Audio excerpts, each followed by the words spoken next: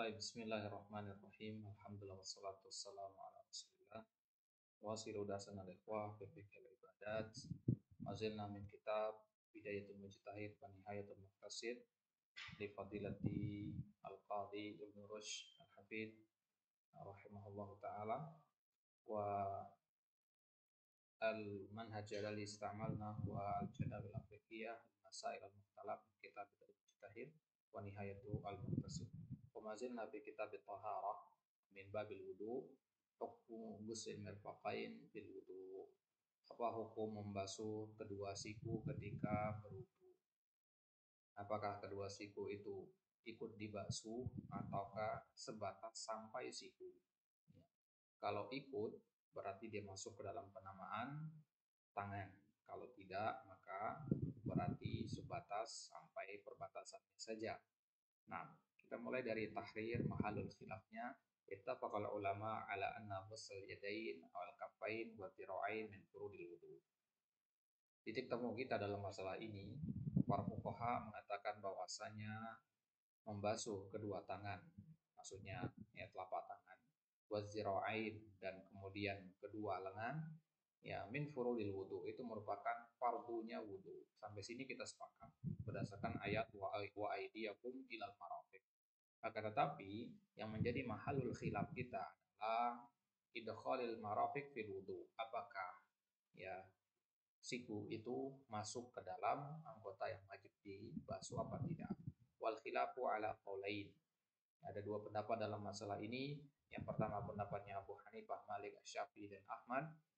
Ya, berarti ini pendapat Imam empat mazhab mengatakan bahwasanya yajibu idkhalul mirfaqain fil wudu. Wajib memasukkan kedua siku ketika berwudu.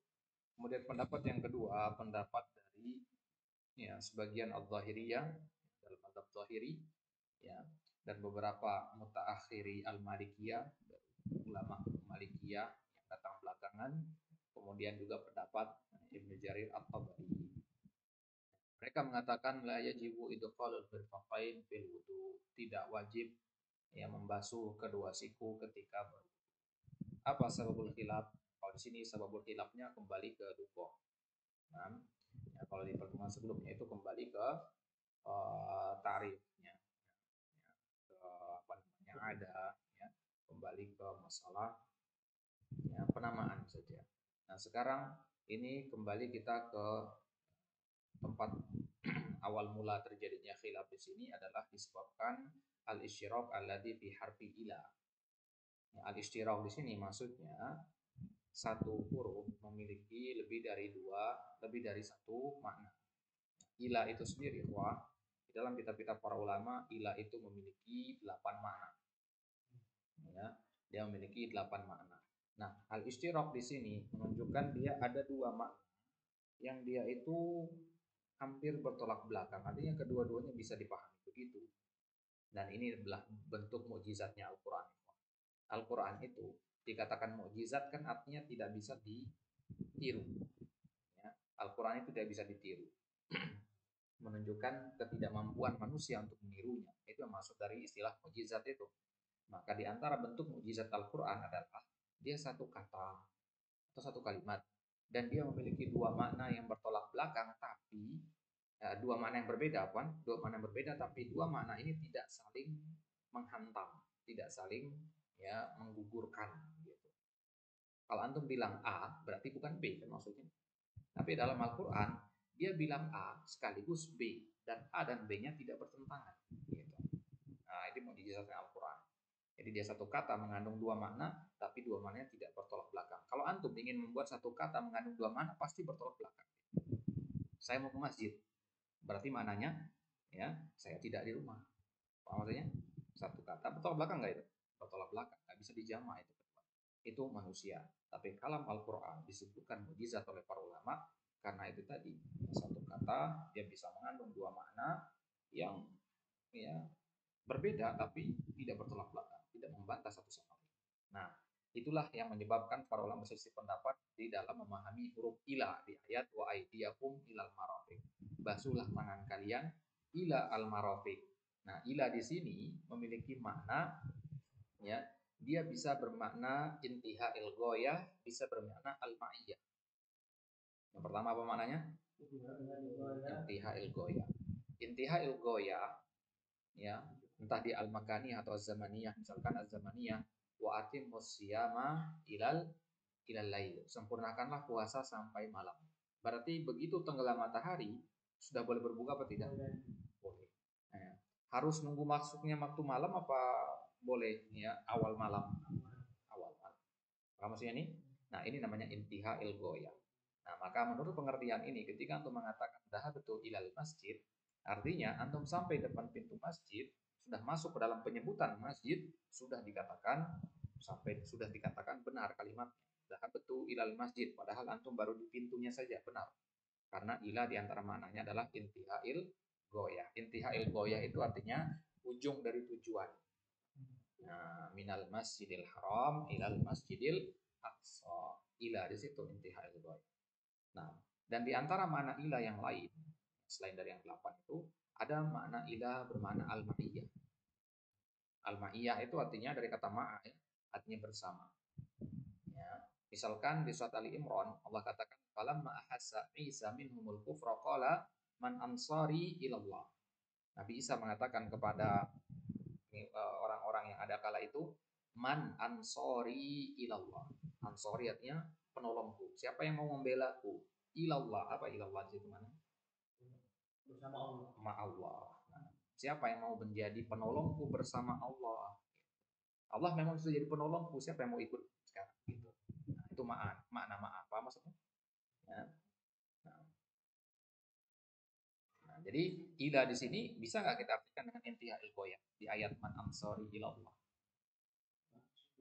Man ansori ilallah. Nggak bisa, nggak nyocok jadinya kan? Ya ansori ilallah. Gimana? Nggak nyocok.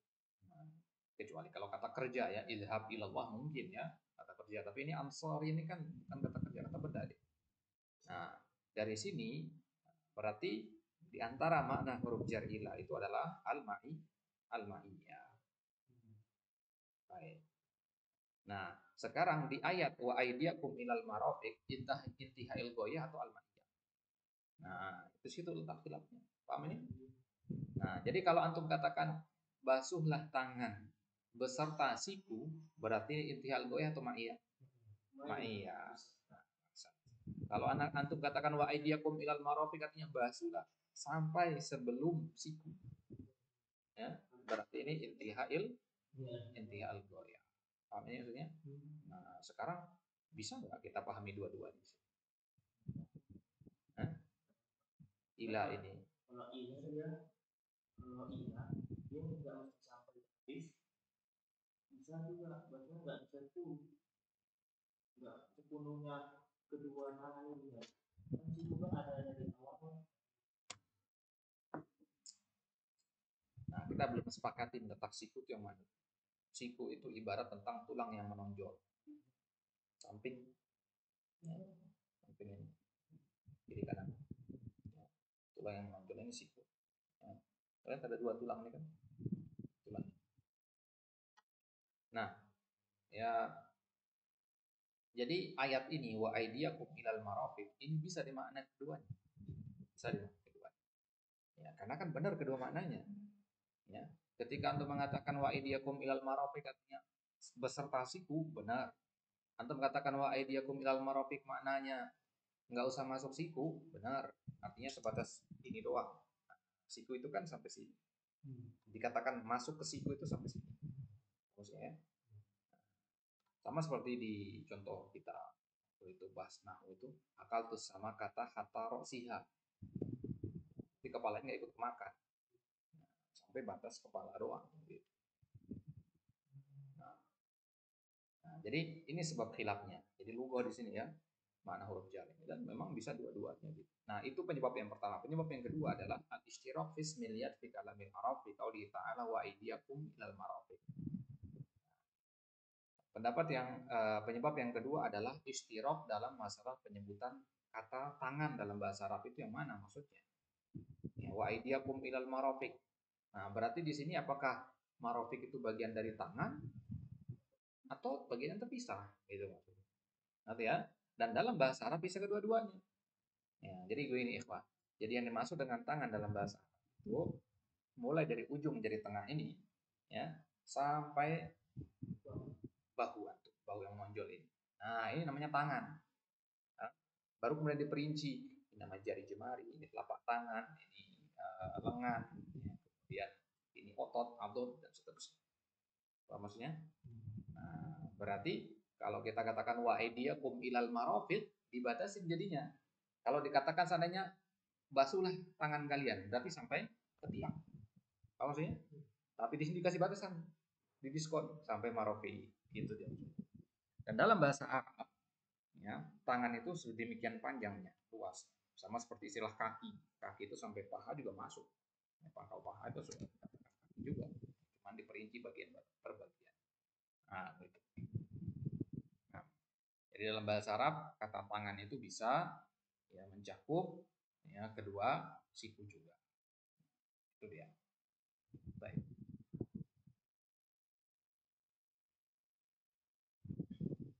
Kita mulai dari dalil pendapat yang pertama yang mengatakan wajib membasuh kedua siku.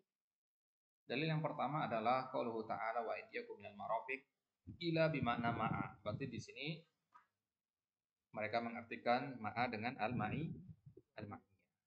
Wa minhu qauluhu ta'ala wa yazidkum quwwatan ila quwwatikum. Di mana wa yazidkum quwwatan ma'a quwwatikum. Ya, Allah tambahkan bagi kalian kekuatan bersama kekuatan kalian. Artinya kalian sudah punya kekuatan, tambah lagi kekuatan. Fa yakunu ma'nal ayah al-amru bi ghusl yadayn ma'al mirfaqain. Berarti wa aydiyakum ilal marafiq artinya wa aydiyakum ma'al marafiq. Wa yakunul muradu bi itlaqil yad.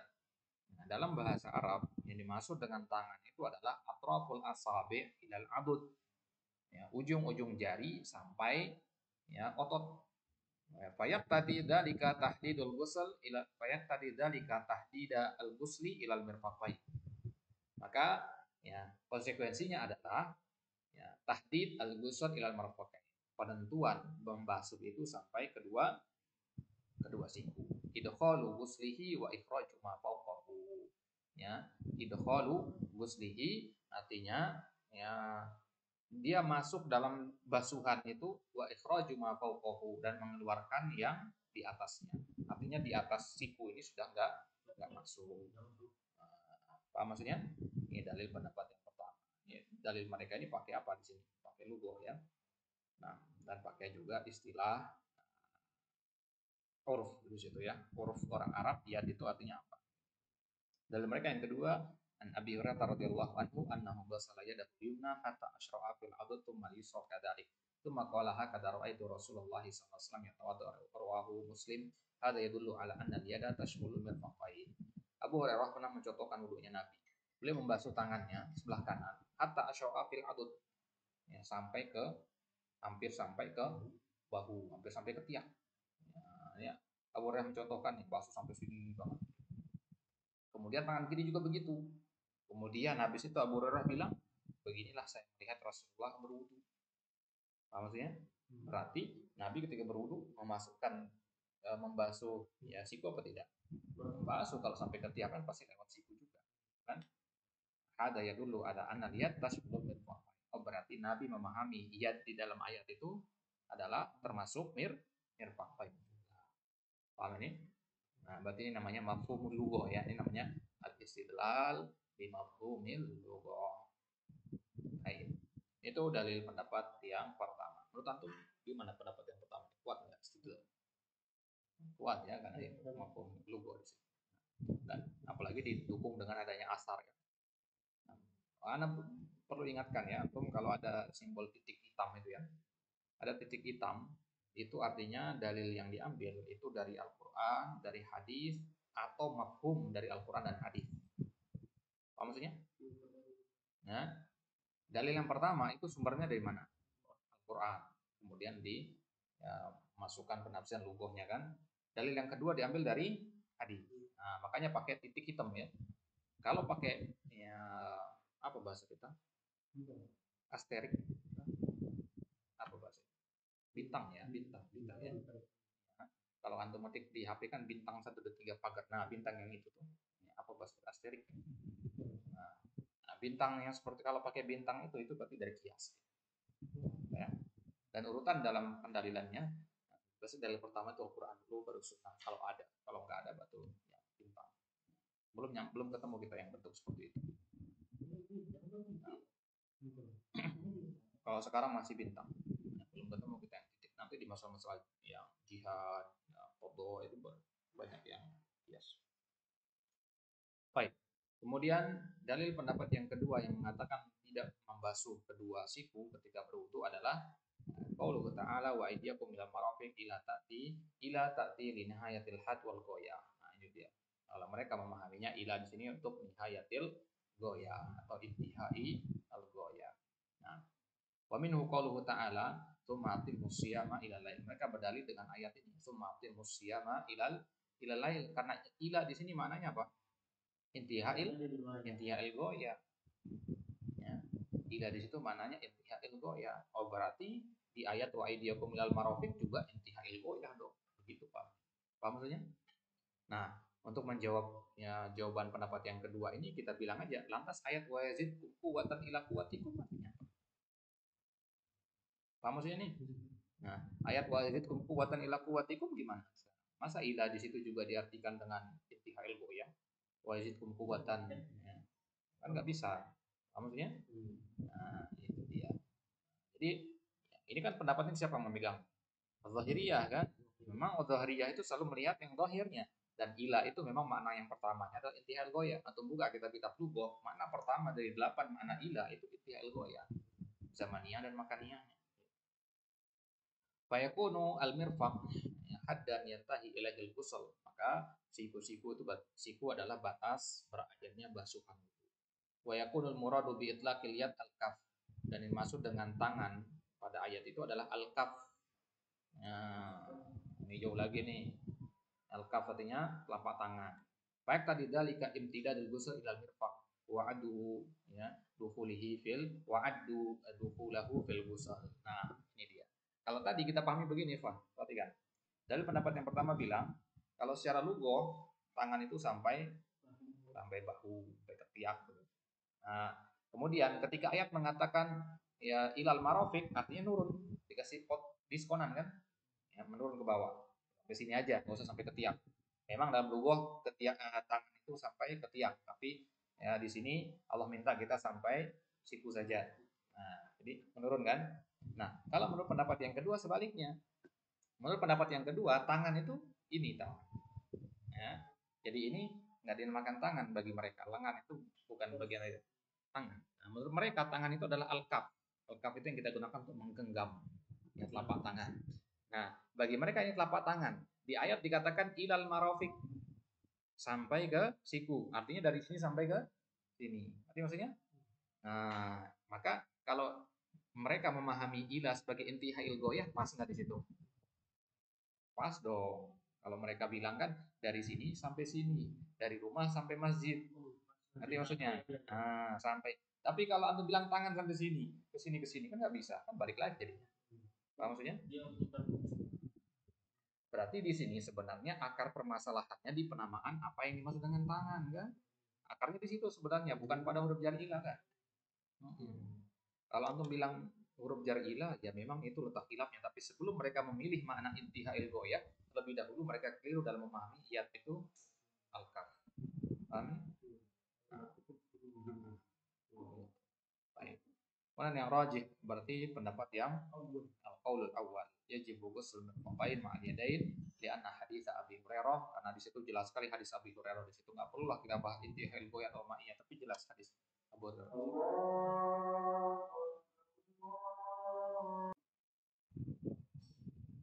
Baik. Jadi pendapat yang kita rajihkan dalam masalah ini adalah pendapat yang pertama yang mengatakan wajib membasuh kedua siku ya, ketika berwudu. Karena hadis Abi Hurairah itu secara jelas menjelaskan kepada kita ya, apa yang dimaksud oleh ayat tadi. Nah, berarti hadis Abi Hurairah ini adalah penafsir untuk ayat tadi. Wa idiyakum dan marafiq itu. Nah, faqad kana sallallahu alaihi wasallam yudkhiluhuma fil ghusli. Nabi SAW memasukkan kedua ya, siku beliau ketika berwudu ya wali anna al-ghayah idza kanat min jinsi zil ghayah fa innaha tadkhulu fi wal mirfaq min jinsi yad fa tadkhulu fil ghusl. Perhatikan logika yang dipakai semua penulis di sini. Wali anal goyah, ya, akhir atau tujuan dari sesuatu. Idza kanat min jinsi dzil goyah. Kalau dia termasuk bagian yang sama, sejenis dengan ya yang memiliki tujuan itu, fa innaha tadkhulu fi, maka dia masuk ke dalamnya. Artinya begini, ya. Kalau kita katakan, ya, ana mau ke masjid. Ana mau ke masjid. Berarti bahasa Arabnya kan ila di situ kan. Uridu an ataba ilal masjid. Nah, sekarang goyah ana apa? Masjid kan. Nah, kalau ana sampai kepada jinsi zil goyah, masuk ke dalam bagian dari masjid tadi, maka ana dikatakan telah sampai kepada goyah ana. Maksudnya, meskipun sampai ke situ saja. Maka ketika antum mengatakan, nah, saya pergi ke masjid, meskipun sampai ke depan pintunya atau sampai halaman masjid, selama itu masih ada penamaan masjid di situ secara urf, maka antum dikatakan sudah sampai kepada goyah. Ya. Nah, itu masuk dari perkataan penulis. Kalau goyah dari sesuatu itu terletak satu jenis dengan dia, nah, baru maka itu masuk ke dalam penyebutannya. Ya, kecuali kalau antum pergi ke masjid, ya, tapi antum cuma sampai kamar mandi masjid. Nah, ini masuk nggak? Kamar mandi masjid masuk nggak? Masuk kan? Ya? Masuk nggak? Kalau secara uruf masuk, karena ada kata masjidnya. Nah, tapi masjid kan kita punya istilah syara. Ya, istilah syaranya masjid itu adalah tempat sujud. Nah, boleh nggak sujud di kamar mandi? Nggak boleh, nggak sah sholat di situ. Tapi kalau di halaman boleh. Kalau masjid penuh boleh. Artinya kalau sesuatu itu masih satu jenis, tujuan yang kita ingin raih itu masih satu jenis dengan benda tersebut, maka kita sudah dikatakan sampai ke sana. Gitu. Artinya sudah mendapatkan tujuan itu. Kalau contohnya sekarang antum sedang belajar bidayatul mujtahid, sedang belajar bidayatul mujtahid. Ya, ana belajar bidayatul mujtahid. Apakah maknanya sudah sampai pembahasan terakhir? Hah? Enggak. Ya. Selama antum sudah mulai baca bab pertama, itu sudah dikatakan belajar bidayatul mujtahid.